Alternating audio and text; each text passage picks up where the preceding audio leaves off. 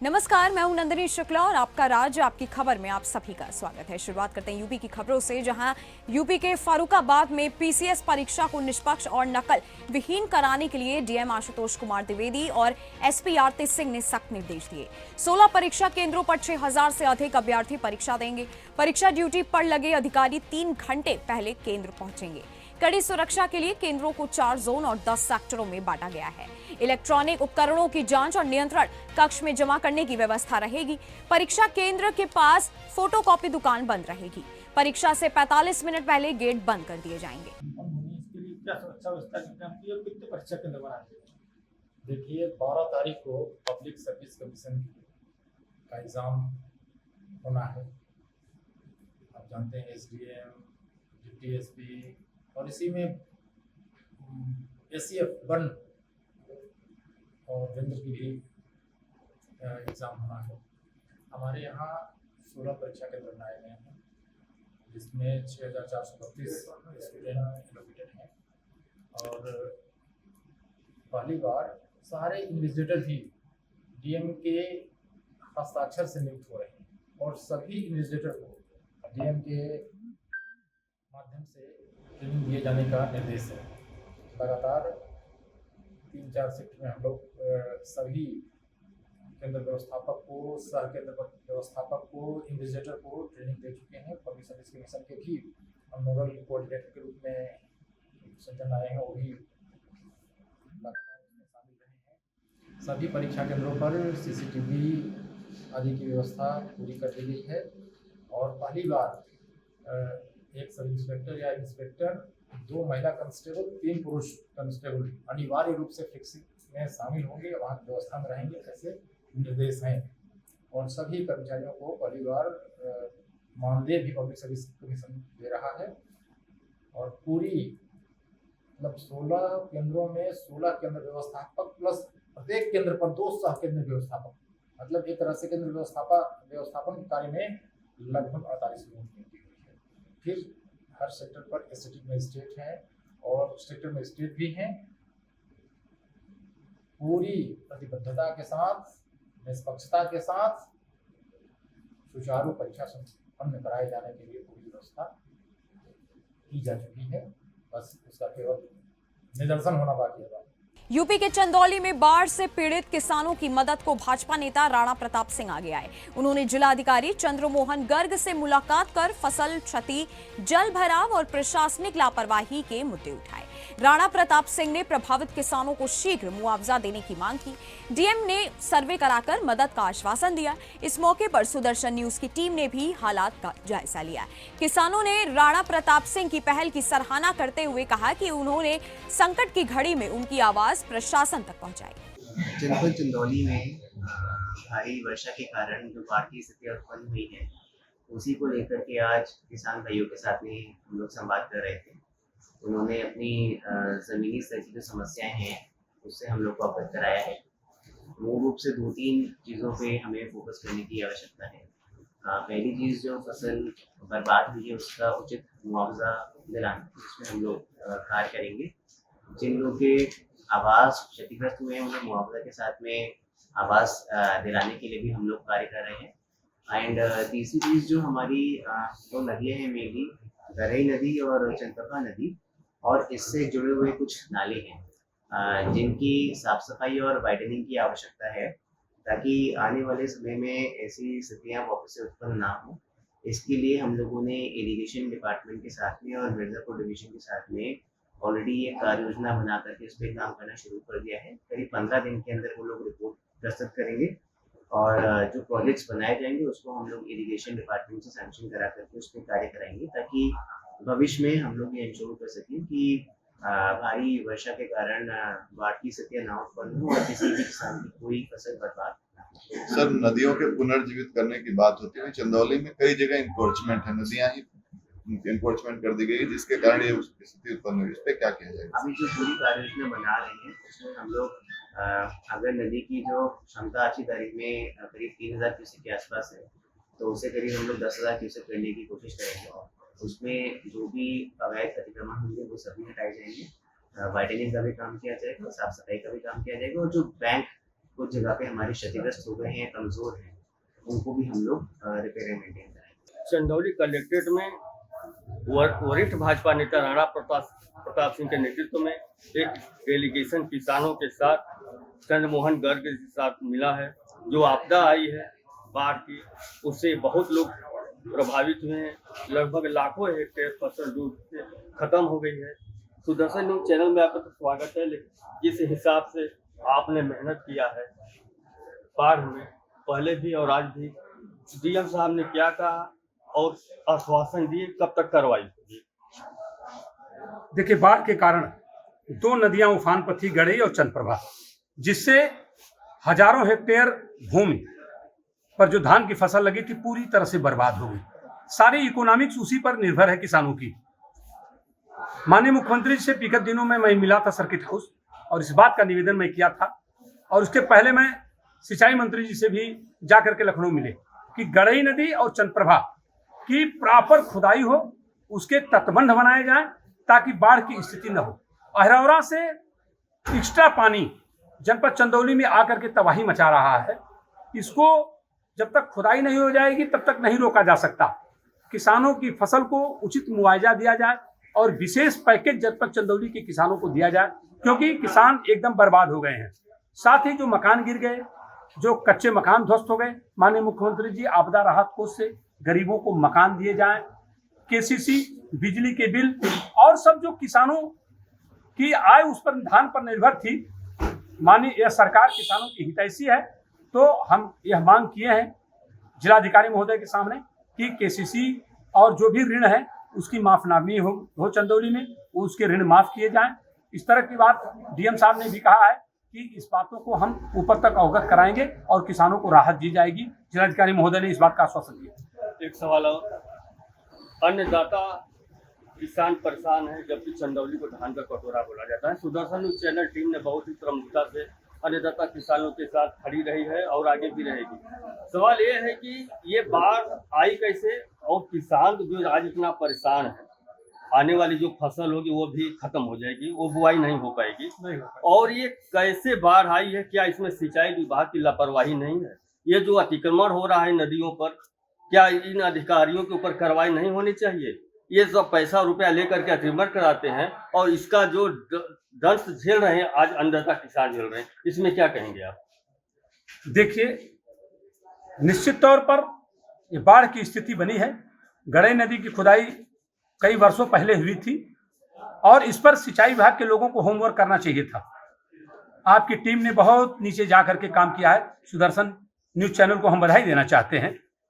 सिंचाई विभाग के अधिकारी अगर सावधान रहे होते, एक्टिव रहे होते, तो ये स्थिति से निपटा जा सकता था। लेकिन अतिवृष्टि हुई, भारी बरसात हो गई, जिसके कारण थोड़ी व्यवस्था चरमरा गई। लेकिन हम सब लोगों ने उस संदर्भ में ही बात किया कि गड़ई और चंद्रप्रभा नदी की खुदाई हो जाए, आगे की इस तरह की लापरवाही न हो, ताकि किसानों को बचाया जा सकता है, उसके अन्न को बचाया जा सके, उसकी इकोनॉमी को बचाया जा सके। इस संदर्भ में लगातार बात हो रहा है। आगे ऐसी परिस्थिति नहीं होगी, उसका सर्वे हो रहा है। हमको लगता है कि 16 और 17 तारीख तक खुदाई के संदर्भ में जो डीपीआर बन रहा है वह डीपीआर शासन को प्रस्तुत हो जाएगा। हम सब लोग भी उसका मौके पर भी निरीक्षण कर रहे हैं, पदयात्रा भी कर रहे हैं, जा भी रहे हैं। तो 17 तारीख तक शासन को खुदाई के लिए वो चला जाएगा पूरी टीम, और जल्दी से जल्दी कार्रवाई होगी। आगे ऐसी परिस्थिति नहीं पैदा होगी। अभी भाजपा के वरिष्ठ नेता राणा प्रताप जी से बात हो रही थी। ये शुरू से किसानों के साथ खड़े रहे हैं, चाहे कोई भी समस्या आई हो किसानी लेके। कैमरामैन सतीश तिवारी के साथ जिला आपदा प्रशांत सिंह। यूपी के फारुखाबाद के कमालगंज थाना क्षेत्र में पुलिस और बदमाश के बीच मुठभेड़ हुई। आरोपी मान हुसैन, जो मुंबई में हत्या के प्रयास का आरोपी है, उसके पैर में गोली लगी। वह 3 दिन पूर्व गौसपुर में फायरिंग और पथराव में शामिल था। तमंचे से पुलिस पर हमला करने की कोशिश में घायल हुआ। पुलिस ने उसे लोहिया जिला अस्पताल में भर्ती कराया। उस पर आधा दर्जन से अधिक मुकदमे दर्ज हैं। अपर पुलिस अधीक्षक संजय कुमार ने बताया कि आरोपी की आपराधिक गतिविधियों के खिलाफ सख्त कार्रवाई की जा रही है। पुलिस अधीक्षक महोदया द्वारा वांछित अभियुक्तों की धरपकड़ हेतु कल रात एक विशेष अभियान चलाया गया, जिसमें कमालगंज पुलिस को भारी सफलता प्राप्त हुई है। थाना कमालगंज में गौसपुर में कुछ दिन पहले झगड़ा हुआ था, जिसमें एक अभियुक्त मंचा चला रहा था और बाकी अभियुक्त थे। उनमें से 3 अभियुक्तों को थाना कमालगंज पुलिस द्वारा गिरफ्तार किया गया। गिरफ्तार शुदा अभियुक्त मान हुसैन, उसके पास एक तमंचा था। उसने कहा कि मैं पुलिस पार्टी को बरामद करा दूंगा। जब पुलिस पार्टी बरामद करने गई तो एक कांस्टेबल को धक्का देके छुपाए गए तमंचा से उस मान हुसैन ने पुलिस पार्टी में फायरिंग की। जवाबी फायरिंग में अभियुक्त घायल हो गया। अभियुक्त बहुत ही साथी किस्म का अपराधी है। अभियुक्त के खिलाफ मलाड ईस्ट मुंबई में 307 के मुकदमे हैं। कुल आधा दर्जन से ज़्यादा मुकदमे अभियुक्त के खिलाफ है। अभियुक्त के पास से तमंचा, घुसखोखा कारतूस, जिंदा कारतूस बरामद हुए हैं। अन्य आवश्यक वैधानिक कार्रवाई की जा रही है। थाना कमालगंज के गांव गोसपुर में 3 दिन पहले दबंगों ने तमंचे के बल पर तांडव मचाया था। कमालगंज पुलिस कल 7 आरोपियों की गिरफ्तारी के लिए पहुंची। गिरफ्तारी के दौरान 7 अपराधी मान हुसैन ने तमंचा निकालकर पुलिस पार्टी पर फायर कर दिया, जिससे बचाव में जब पुलिस पार्टी ने जवाबी फायरिंग की है तो मान हुसैन के पैर में गोली लगी है। पुलिस ने 3 आरोपियों को गिरफ्तार किया था। मान हुसैन का वीडियो तमंचा लिए वायरल हुआ था। पुलिस मान हुसैन के बताए हुए स्थान पर तमंचा बरामद करने गई थी, जिस समय मान हुसैन ने पुलिस पार्टी पर फायर कर दिया। मान हुसैन के विरुद्ध मुंबई ईस्ट में भी गैर इरादतन हत्या का मुकदमा दर्ज है। पुलिस रिकॉर्ड में मान हुसैन शातिर अपराधी है। इसके विरुद्ध विभिन्न थानों में लगभग आधा दर्जन से अधिक मुकदमे दर्ज हैं। घायल मान हुसैन को पुलिस ने राम मनोहर लोहिया अस्पताल में भर्ती कराया है, जहां इसका उपचार किया जा रहा है। कैमरामैन से कहें उसे दिखाने की किस तरह से मान हुसैन को यहाँ भर्ती कराया गया है। घायल शातिर अपराधी मान हुसैन का राम मनोहर लोहिया अस्पताल में उपचार किया जा रहा है। सुदर्शन न्यूज से फरुखाबाद से ऋषि सेंगर। खबर यूपी के वाराणसी से है, जहां कानपुर में हुए विस्फोट के बाद वाराणसी पुलिस अलर्ट मोड में है। पुलिस कमिश्नर ने अवैध पटाखों पर सख्ती के निर्देश दिए हैं। थानेदारों को चेतावनी दी गई है कि हादसा होने पर वे जिम्मेदार होंगे। दाल मंडी बाजार, जहां सबसे अधिक अवैध पटाखे बिकते हैं, वहां चौक पुलिस ने छापा मारकर बड़ी मात्रा में पटाखे जब्त किए हैं। शहर में विशेष टीमों का गठन कर निगरानी की जा रही है। भीड़ भाड़ वाले इलाकों में विशेष चेकिंग अभियान चलाया जा रहा है, ताकि किसी भी अनहोनी से बचा जा सके। देखिए, आगामी त्यौहार के दृष्टिगत और हमारे जो पुलिस कमिश्नर महोदय हैं उनके निर्देशानुसार पुलिस लगातार जो अवैध तरीके के जो पटाखे हैं और अवैध लाइसेंस से जो पटाखे भेजे जा रहे हैं उसके भंडारण को चेक करने के लिए रेगुलर गश्त और पेट्रोलिंग कर रही है। उसी के क्रम में हमें सूचना मिली कि दाल मंडी क्षेत्र में कुछ लोगों द्वारा अवैध तरीके से बिना लाइसेंस के पटाखों का भंडारण की एवं बिक्री की जा रही है। उसी के क्रम में हमारे द्वारा जब छापेमारी की गई तो उसमें करीब 306 किलो जो है पटाखा बरामद हुआ। साथ ही साथ वहाँ मौके से 3 लोग हमको मिले, जिन पे मुकदमा लिख के अग्रेतर कार्रवाई की जा रही है। कौन ये लोग हैं, क्या नाम है जो मिले हैं, इनका बैकग्राउंड क्या है?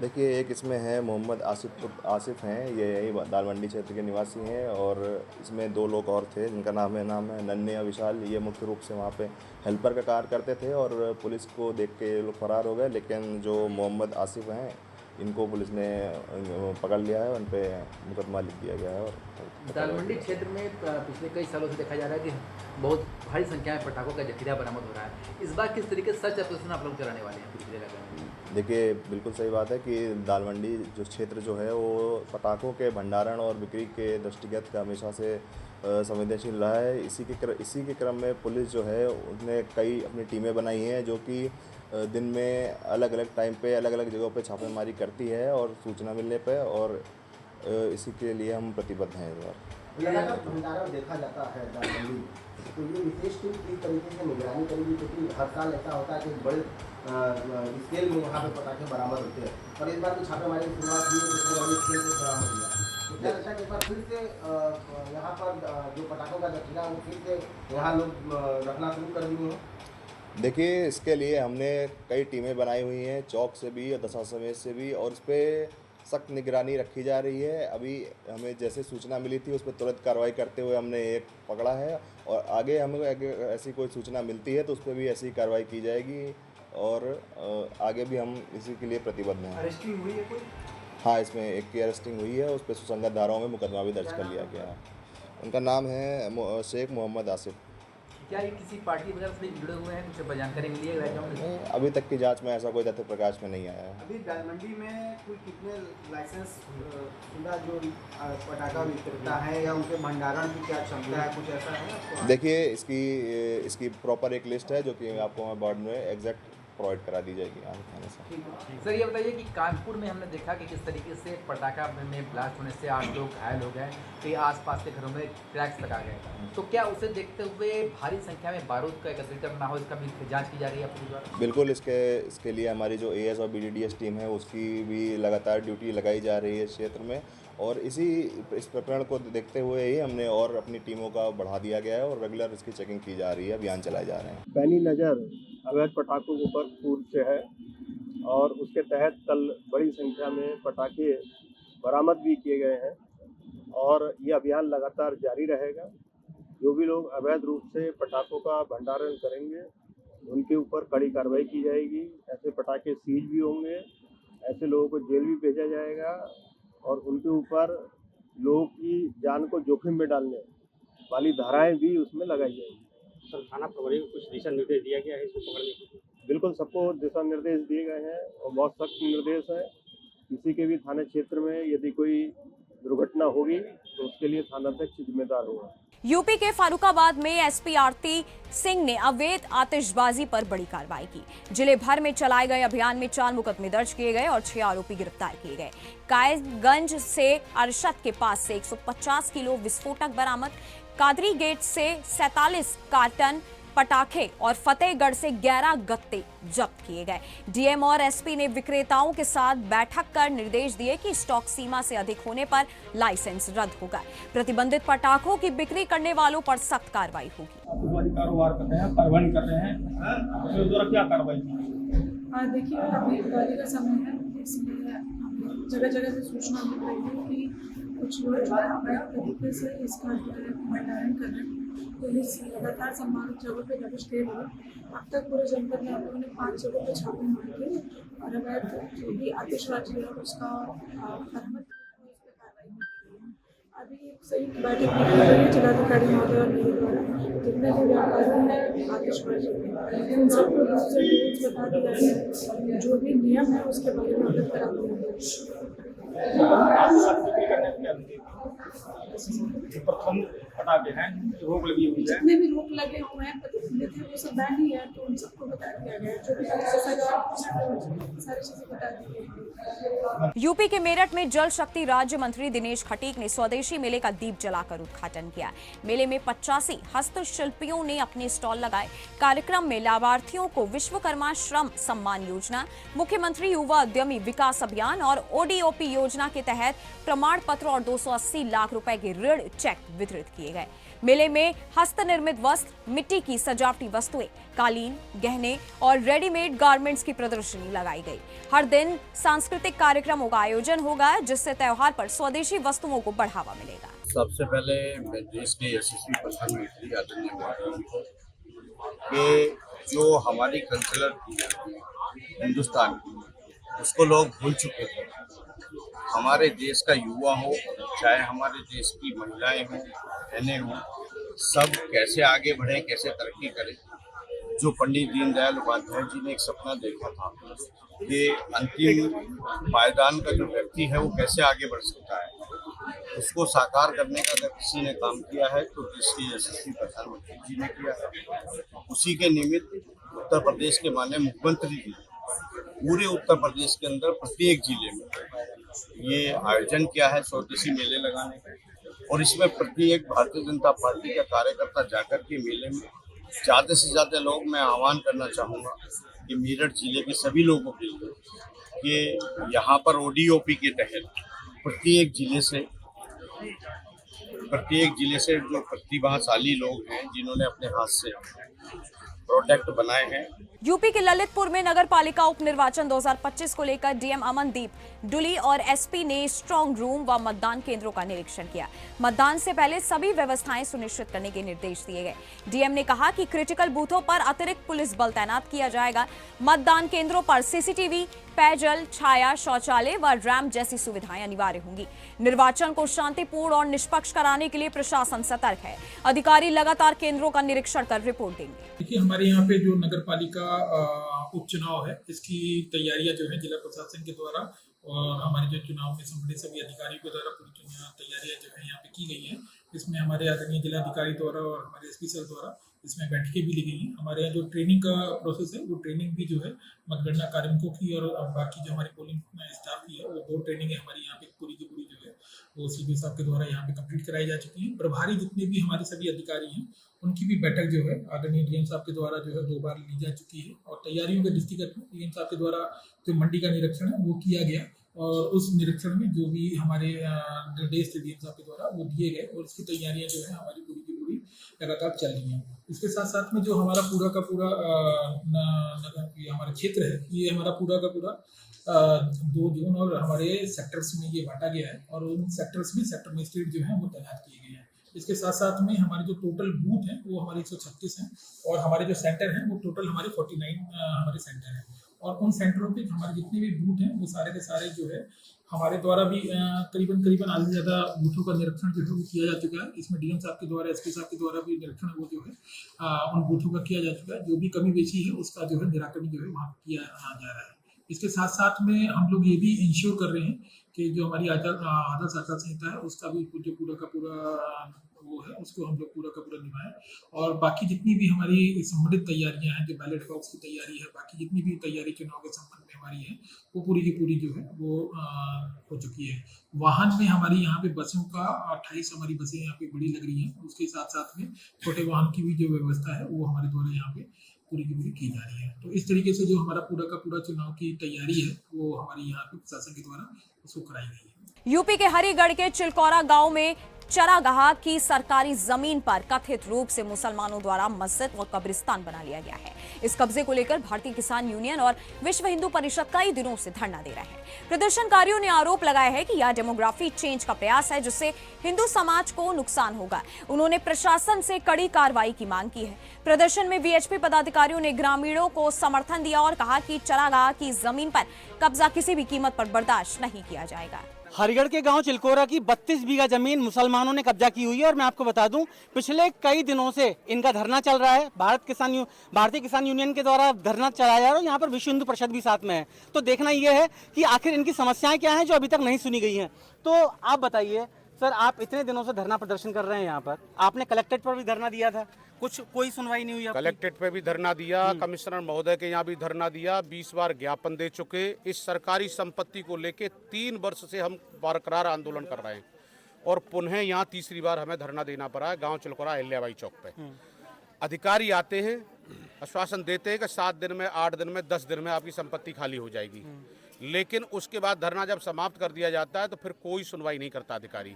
और अभी एक पूर्व में 15 दिन पहले एक नायब तहसीलदार आए सुरेंद्र गौतम, जिन्होंने आके तो पूरी हद ही कर दी।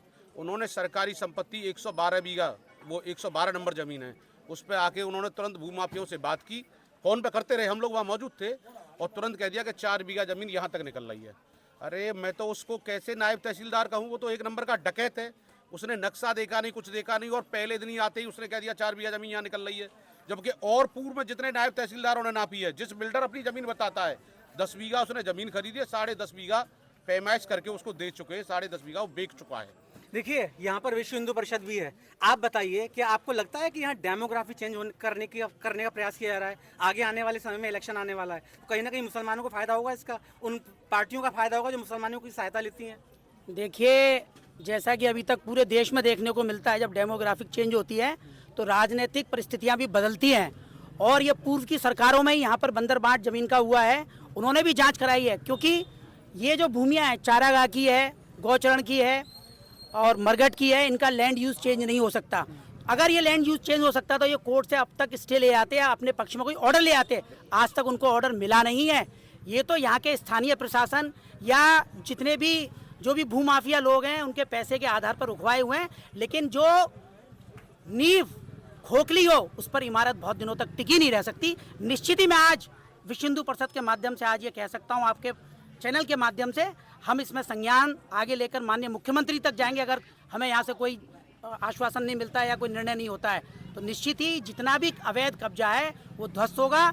बुलडोजर जब बरेली के अंदर चल सकता है, बुलडोजर जब संभल के अंदर चल सकता है, तो अवैध सरकारी संपत्ति पर जिन्होंने कब्जा किया हुआ है यहाँ पर भी चलेगा ही। तो आपको लगता है विश्व हिंदू परिषद अब साथ में आया है आपके, अब आप कुछ न कुछ नहीं, बिल्कुल हमें लगता है विश्व हिंदू परिषद जिस तरीका से हमारे साथ आया है और हमारे साथ संघर्ष के लिए उन्होंने जो वायदा किया, और मुझे उम्मीद है कि शीघ्र हमको न्याय मिलेगा।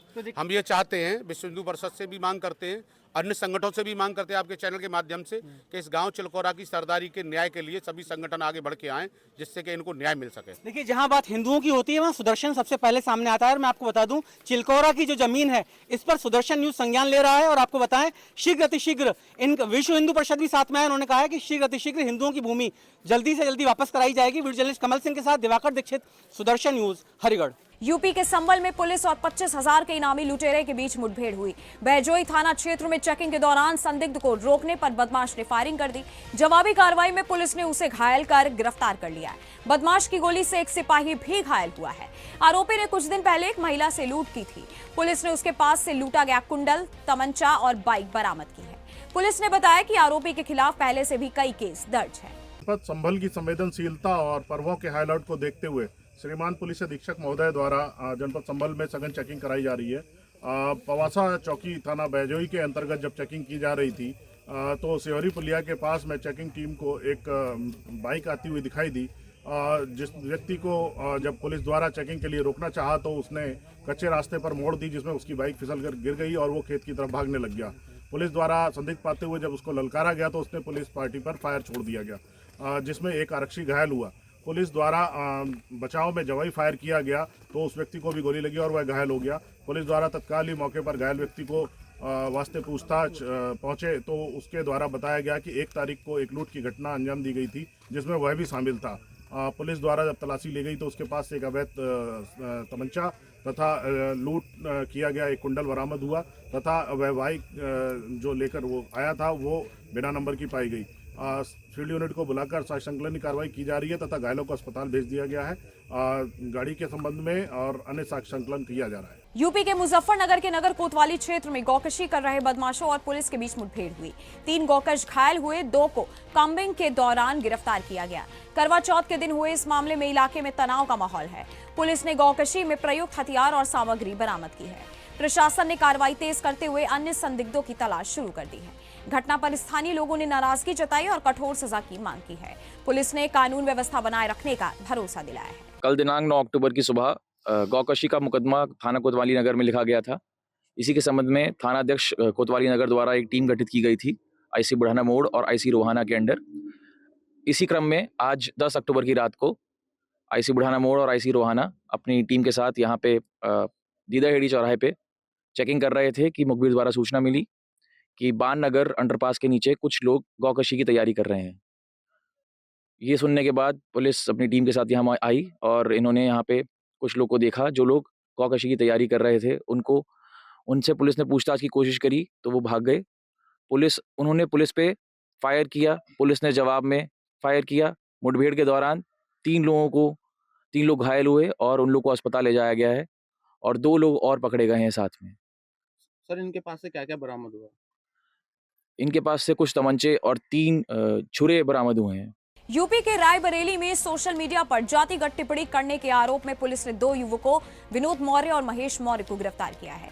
थाना कोतवाली नगर पुलिस ने यह कार्रवाई एसपी यशवीर सिंह के निर्देशन में की। कई दिनों से सोशल मीडिया पर अमर्यादित टिप्पणियां सांप्रदायिक तनाव पैदा कर रही थी।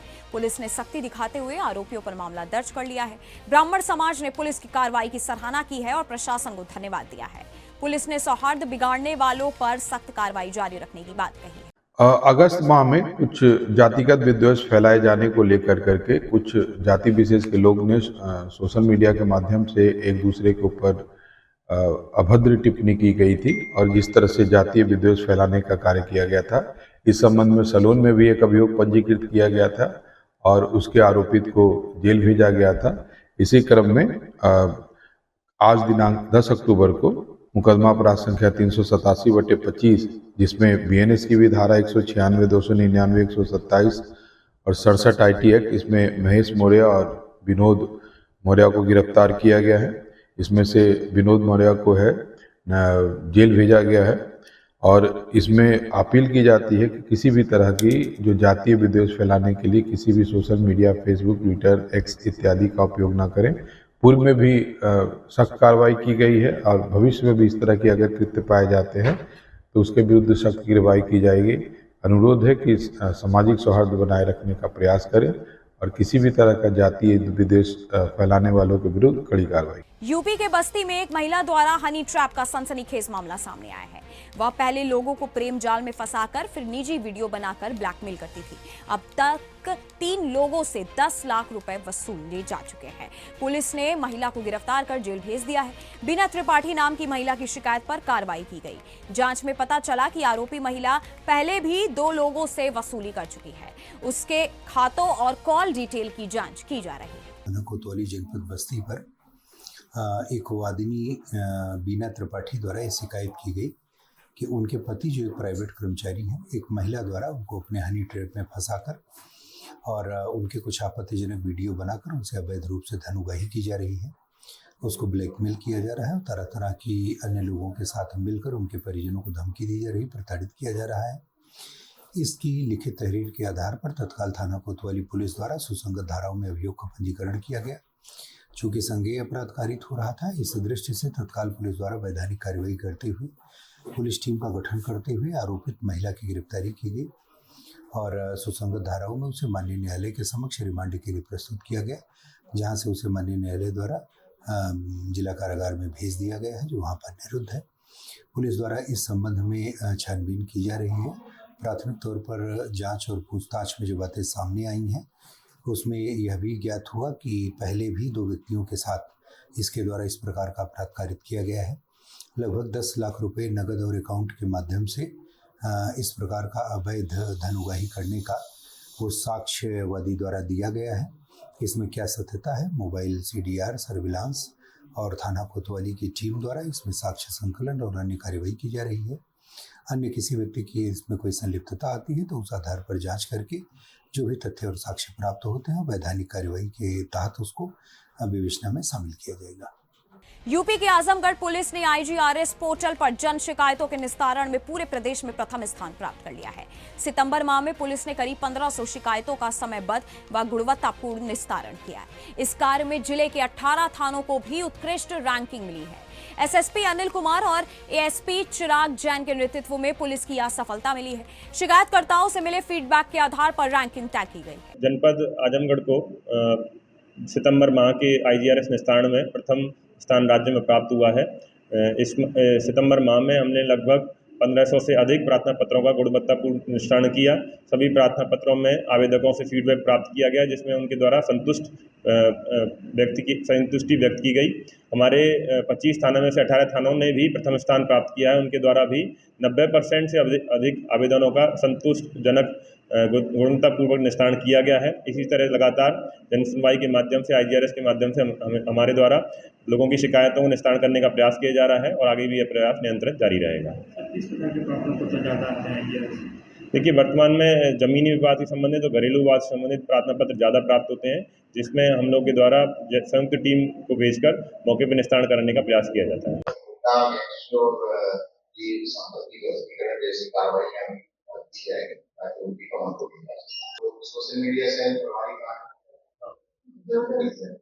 यूपी के हरदोई के कछौना में कई वर्षों से अवैध तरीके से चल रहे एक हॉस्पिटल को स्वास्थ्य विभाग ने सीज कर दिया है। इलाज के दौरान एक युवक की मौत के बाद परिजनों की शिकायत पर विभाग ने कार्रवाई की।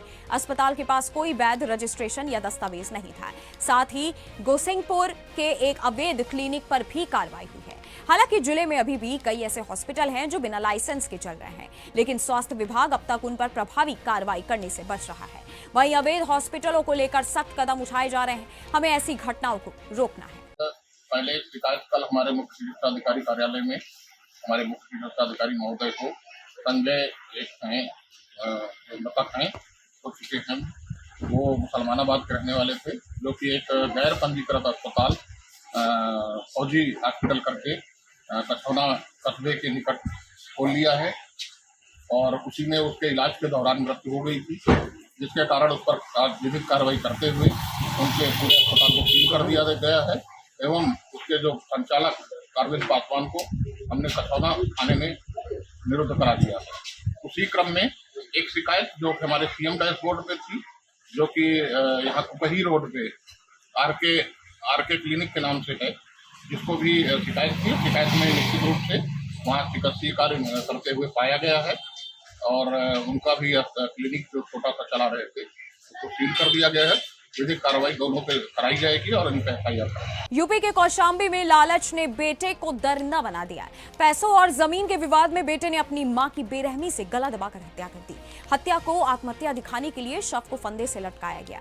मंझनपुर पुलिस ने सीसीटीवी फुटेज के आधार पर 24 घंटे में आरोपी को गिरफ्तार किया है। आरोपी बेटे ने मां के खाते में जमा 3 लाख रुपए और भाई के नॉमिनी होने पर गुस्सा किया था। एसपी राजेश कुमार ने बताया कि आरोपी को जेल भेज दिया गया है और आगे की कार्रवाई जारी है। ये थाना मंझनपुर में कल का मामला है। एक महिला की मृत्यु हुई थी, बल्कि आत्महत्या की सूचना मिली थी, फांसी से लटकी हुई थी। घटनास्थल पर जब पुलिस ने छानबीन किया तो पाया कि जहाँ पे महिला लटकी हुई थी वहाँ पे 2 गिलास और कुछ स्वीट रखे हुए हैं। तो इससे शंका हुई कि यहाँ कोई आया था घटना के समय। और फिर जब इसका पोस्टमार्टम कराया गया तो पोस्टमार्टम में एंटीमार्टम स्ट्रेगुलेशन आया कि गला दबाकर इसकी हत्या हुई है।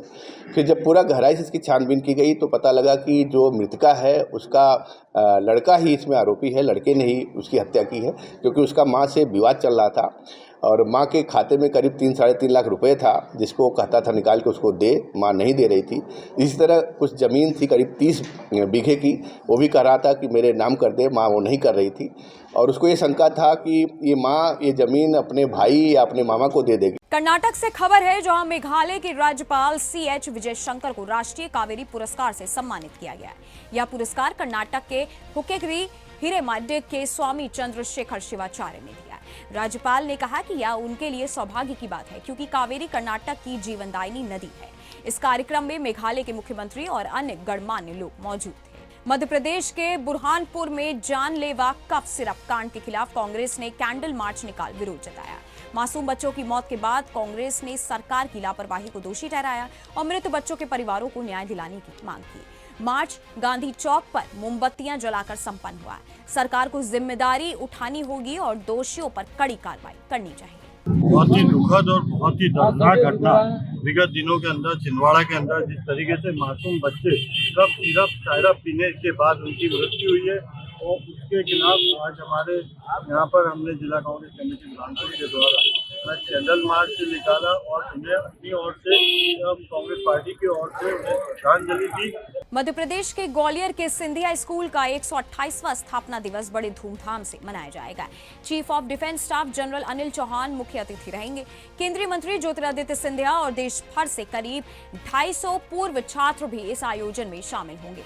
स्कूल के सबसे युवा छात्र को माधव अवार्ड से सम्मानित किया जाएगा। यह कार्यक्रम 2 दिन चलेगा, जिसमें शिक्षा के क्षेत्र में योगदान देने वालों को सम्मानित किया जाएगा। सिंधिया स्कूल का 128वां वार्षिकोत्सव है, जिसमें हमारे चीफ गेस्ट हिंदुस्तान के chief of defence staff general Anil Chauhan हैं और वो शाम में आएंगे। 5 बजे से उनका स्कूल में आगमन होगा और स्कूल में आगमन के बाद वो एग्जीबिशंस भी देखेंगे। एग्जीबिशंस के बाद लोगों से सबसे मिलेंगे, स्टाफ से और प्रीफेक्ट से और सोसाग्राम के जो हमारे भाई लोग हैं उनसे मिलेंगे।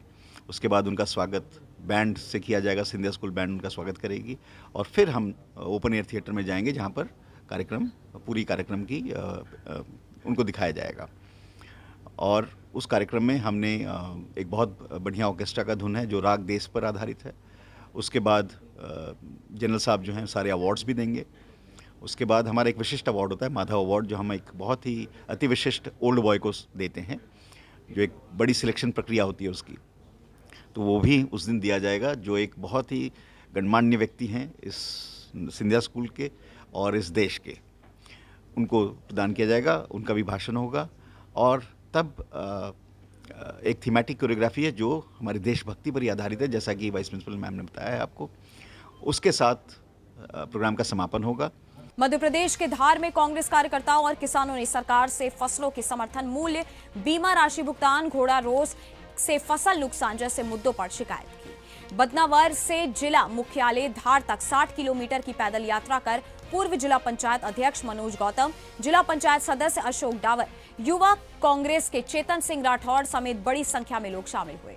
उन्होंने कलेक्ट्रेट कार्यालय में अधिकारियों को ज्ञापन सौंपकर किसानों की समस्याओं पर सरकार का ध्यान आकर्षित किया। साथ ही चेतावनी दी कि यदि जल्द समाधान नहीं मिला तो उग्र आंदोलन किया जाएगा। किसानों की मांगे गंभीरता से ली जाएं।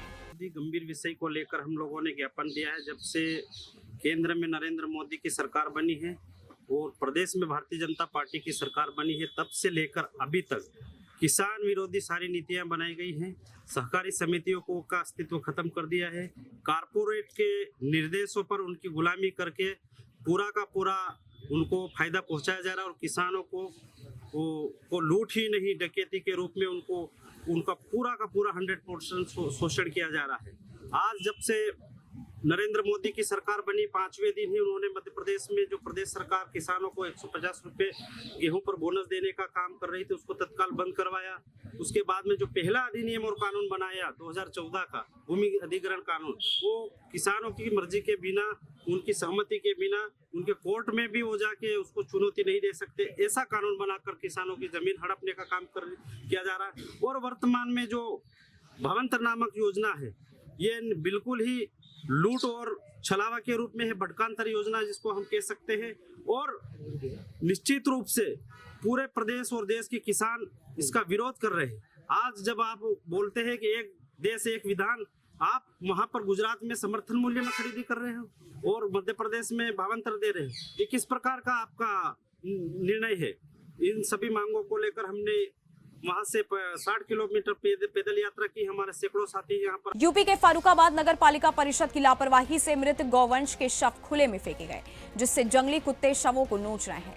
नगर पालिका ने सरकारी गाइडलाइन का पालन नहीं किया। कटरी धर्मपुर के पास शव पड़े होने से दुर्गंध फैल रही है। पूर्व छात्र नेता भैयन मिश्रा ने कहा कि खुले में शव फेंकने से संक्रामक बीमारी फैल सकती है। पहले से बाढ़ प्रभावित क्षेत्र में यह समस्या और बढ़ गई है। उन्होंने नगर पालिका की गंभीर लापरवाही पर कड़ा आरोप लगाया है। यूपी के फतेहपुर से खबर है, जहां राष्ट्रीय स्वयंसेवक संघ अपनी स्थापना के 100 वर्ष पूर्ण होने पर आज शिवाजी बस्ती नगर फतेहपुर में पथ संचलन संपन्न हुआ है, जिसका रूट सरस्वती विद्या मंदिर से मंडप गेस्ट हाउस होते हुए बुलेट चौराहा, रानी कॉलोनी, सीओ ऑफिस के सामने से डाक बंगला चौराहा होते हुए वापस समापन सरस्वती विद्या मंदिर स्कूल के प्रांगण में हुआ है। इसके पश्चात सरस्वती विद्या मंदिर वीआईपी रोड में सभी स्वयंसेवकों ने माननीय क्षेत्र प्रचारक जी श्री अनिल जी का बौद्धिक सुना। उसे बौद्धिक को सुनने नगर क्षेत्र के अधिक संख्या में पुरुष एवं महिलाएं उपस्थित रही, जहां अनिल जी ने संघ की 100 वर्ष की यात्रा का उल्लेख किया। उसे यात्रा में संघ ने किन किन परिस्थितियों में अपने स्वयंसेवकों को बचाए रखा एवं आजादी के पूर्व संघ द्वारा एवं संघ के संस्थापक डॉक्टर हेडगेवार द्वारा आजादी में जो योगदान किए गए उनका उल्लेख किया है एवं संघ के सभी सर संचालकों के जीवन में विस्तार से दृष्टि डाली और इस शताब्दी वर्ष में संघ जिन कार्यों को लेकर काम कर रहा है उसका विश्लेषण भी किया है, जिसमें मुख्यतः है कुटुंब प्रबोधन, पर्यावरण संरक्षण, स्वबोध, नागरिक कर्तव्य, सामाजिक समरसता का उल्लेख किया गया। और यह कार्यक्रम फतेहपुर नगर की एक बस्ती का था और संघ का अगला जो लक्ष्य है वह प्रत्येक बस्ती एवं प्रत्येक मंडल तक का है और यह है उसका एक उदाहरण था। वहीं प्रचार विभाग के स्वयंसेवक ने सुदर्शन न्यूज के प्रधान संपादक श्री सुरेश शमानके जी को विशेष कवरेज के लिए तहे दिल से धन्यवाद किया।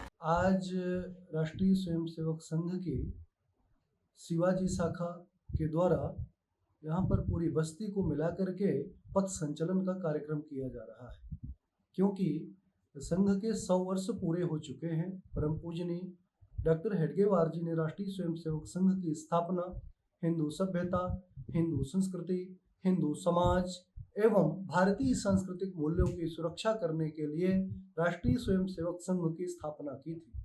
तब से लेकर आज तक राष्ट्रीय स्वयंसेवक संघ हिंदू समाज, संस्कृति और हिंदुत्व की रक्षा में निरंतर अहर्निशम सेवामय की भावना से कार्य करते हुए राष्ट्र को वर्तमान नवनिर्माण के पथ पर लेकर के आया है।